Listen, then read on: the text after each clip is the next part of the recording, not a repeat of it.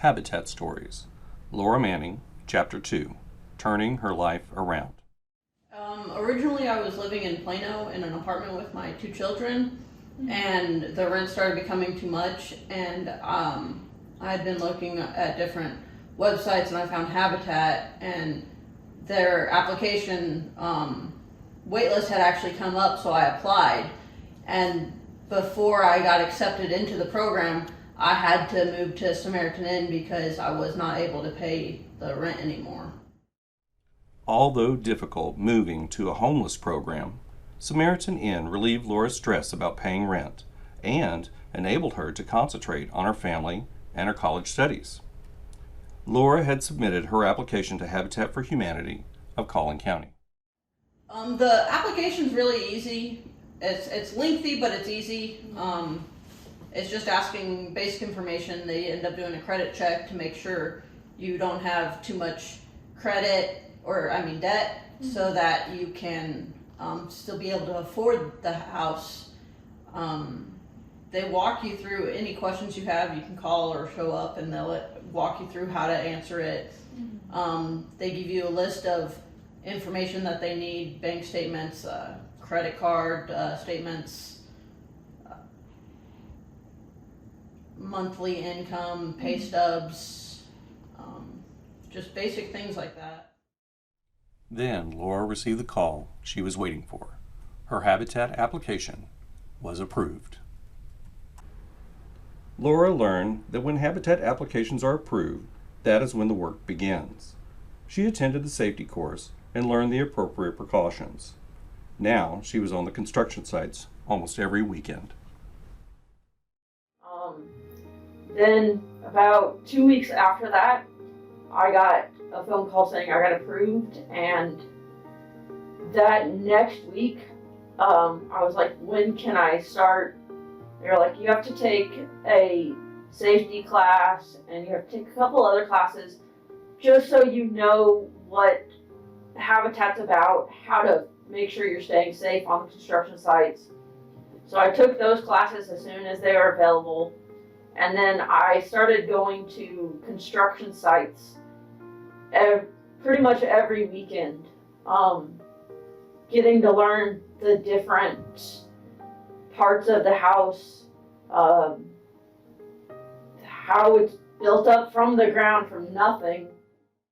They were 8 and 9 when I started the program, and so they got to see me. They didn't see me on the sites, but they saw me leaving every Saturday and coming back all dirty and painted up. I had one specific clothes for that. But my son's even said that when he gets old enough, he wants to go and work on the sites, so he can do a little bit of the cleanup stuff. Once a month, Laura would also attend workshops for future Habitat homeowners.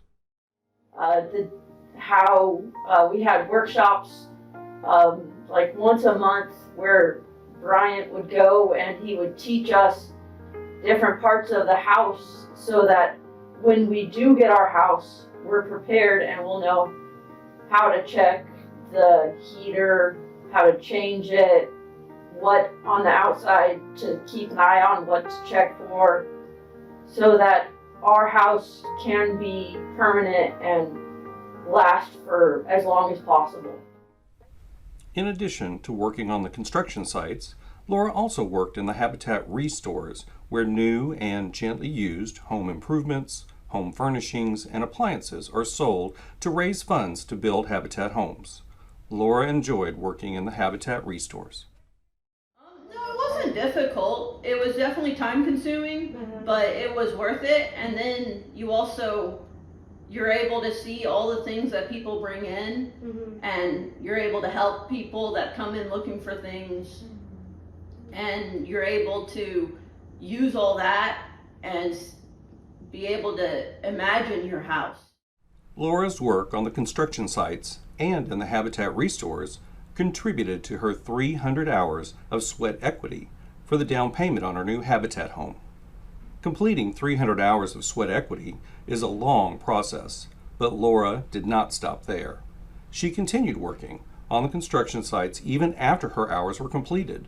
She worked for over a year and a half helping other Habitat homeowners.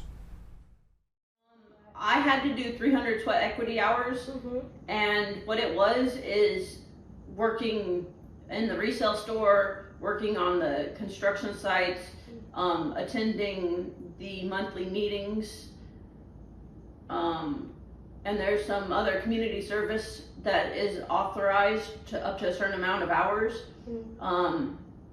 just so that the house is not free. You have to work for it. Just because you're not putting the 20% down on it, you're still doing all this other things to help so that you're ready for it.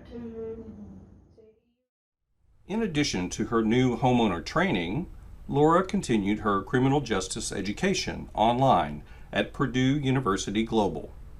In September 2019, she officially received her college degree, a Bachelor of Science in Criminal Justice with a concentration in juvenile justice. Laura had doubts for years about being able to afford a college education. Now, with an actual bachelor's degree in her hands, she dared to dream of pursuing her master's degree. Along with her new bachelor's degree, Laura also started a new job. Yes, I'm a case manager and I work at a homeless shelter for youth.